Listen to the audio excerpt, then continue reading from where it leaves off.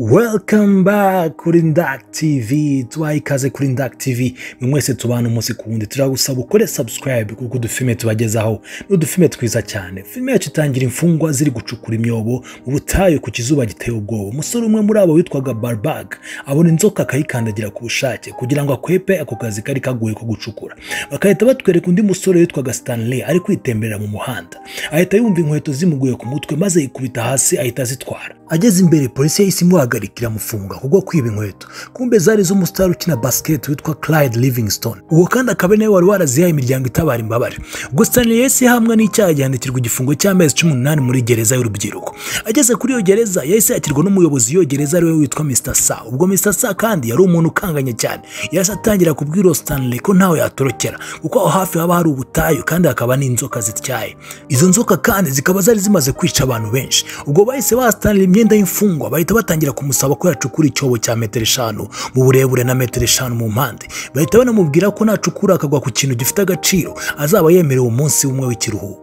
Umunsi ukurikiye Stanley bahise bamujyana kujya kureba abasore bitwa X-Ray, Ampit, Squid, Zigzag n'umwe wita Magnet hamwe n'uwitwa Zero. Uwo witwaga Zero yahoraga acecetse kuko niwe wubura umwana muri bose. Ubwo Stanley yahise asimbura umwe filime itangira wariwe n'inzoka witwaga Barbag kuko yari yarajyanywe mu bitaro. Ubwo masaha yo kurya Stanley yatangiye kubwira abagenzi be ko bamufunze bamubeshyera ko yibye inkweto. Wa mwana witwa Zero utaravugaga yaratunguranye ahita aravuga. Ubwo bahise batangira kutwereka Stanley ari kwibuka amateka ye, uburyo sogokuru yari umuntu w'umukire nyuma akaza kwibwa n'abajura ahita bumukene nyakujya. Hanyuma papa we agatangira gukora mu mirima y'abakire, akaza gukunda umwana wa nyiri iyo mirima, nyuma agatangira kujya abaza abakuru bahamenyereye uburyo yakwiyegurira umutima w'uwo mukobwa yihebeye. Ariko mu bitangaje abo bakecuru batangiye kumubuza ko yashaka ibyo gukundana n'uwo mukobwa kuko aba ari umusazi. Papa Stanley yahise yirengagiza izo nama bamugiriye ajya ku mubyeyi w'uwo mukobwa kumusaba.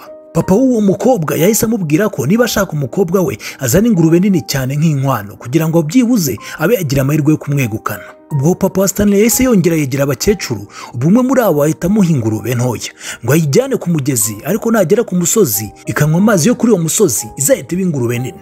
Ubwo yakurikije ibyo umukecuru yamusabye ajyana ingurube ntoya ku mugezi. Ako kanya ikimara kunywa ayo mazi yahise iba nini cyane, ahita yijyana kwa se wa mukobwa. Ariko mu bitangaje byo bamubwiraga ko uwo mukobwa ari umusazi yahise abyibonera kuko papa yamuyitishijemo papa wa Stanley cyangwa ikindi gisaza cyaraho gisa nabi. Ubwo wa mukobwa papa Stanley yarakunze yahise atangira kubura amahitamo. Ibintu byarakaje cyane papa Stanley ahita ahitamo kwigendera. Umukecuru amugiriye inama byaramurakaje uburyo yahise agenda, ahita amuraga ko abana be bose b'abahungu bazamukomokaho bose bazabaho ubuzima bubi. Twahise twisubira kwa Stanley atangiye kumenyera ya gereza. Nuko arimo gucukura yabonye ikibuye ahita agira ngo ni imaraguyeho. Yahise yereka ikibuye mwe muri abo bacunga gereza kugira ngo bamwemerere umunsi umwe w'ikiruhuko. Gusa ucunga iyo gereza yahise amuseka aramubwira ko cyari ikibuye gisanzwe. Bazavuga ko hafi ya gereza hari akarwa kari ak'umukire witwaga Warden. Stanley yatangiye kumenya iyo gereza ndetse n'abandi batangira kumwiyumvamo, bahita bamuhimba akazina ka Caveman nk'umuntu uzi gucukura akagwa ku mabuye adasanzwe. Ubwo mama wa Stanley yahise amwandikira ibaruwa nuko atangira kuyisoma arimo amwenyura. Inshuti witwa Zero yahise atangira kumubaza ikiri kumusetsa, ahita anasaba Stanley ko yazamwigisha gusoma kuko abatabizi. Stanley yahise amubwira ko ananiwe kubera kwirirwa acukura. Umunsi ukurikiye uko yarimo acukura yabonye akantu kameze nk'isasu kanditseho KB. Ubwo umwe muri abo basore witwa X-Ray yahise akamushikuza ahita akaha umwe muri abo bacunga gereza kugira ngo ahabwe umunsi wose w'ikiruhuko. Ubwo bahise baha X-Ray ikiruhuko, abandi bose bakomeza akazi. Umunsi ukurikiye ubwo barimo bacukura, wa muyobozi wa gereza witwa Mr. Sa yabazaniye amazi. Umwe muri abo bana witwaga Magnet yahise yiba agafuka karimo imbuto zo guhinga. Gusa Mr. Sa yageze imbere ahita abona ko bamwibye, ahita agaruka yiruka atangira kubabaza uwibye ako gafuka. Mr. Sa yahise ababwira ko agiye kubana bose ntihatagira uwivuga. Stanley abonye bose bakomeje guceceka yahise abitangira avuga ko ari we wakibye. Bahise batwara Stanley kumuhana, gusa bageze aho bamuhanira bahise bamubabara ko bari babibonye ko yitangiye abandi. Ubwo bahise banamusaba ko yasubira gucukura hamwe n'abandi. Ubwo wa mwana witwa Zero yahise amucukurira mu rwego rwo kumushimira ko yitangiye abandi. Stanley nawe yahise amwemerera ko azamwigisha gusoma kuko Zero abahora bimusaba. Ubwo batashye Stanley ari kuganira na Zero, Stanley yahise amubwira ko kakumba yatoye kare ari lipstick kamwe abakobwa bisiga ku munwa kandi akaba ari ka wa mugore wa boss witwa Mr. Sa. Ubwo Zero nawe yahise amubwira ko izina rye nyakuri ari Zeroni, izina rituruka kuri Zeroni wa mukecuru wavumbye se wa Stanley ko abana be bose bazabaho ubuzima bubi.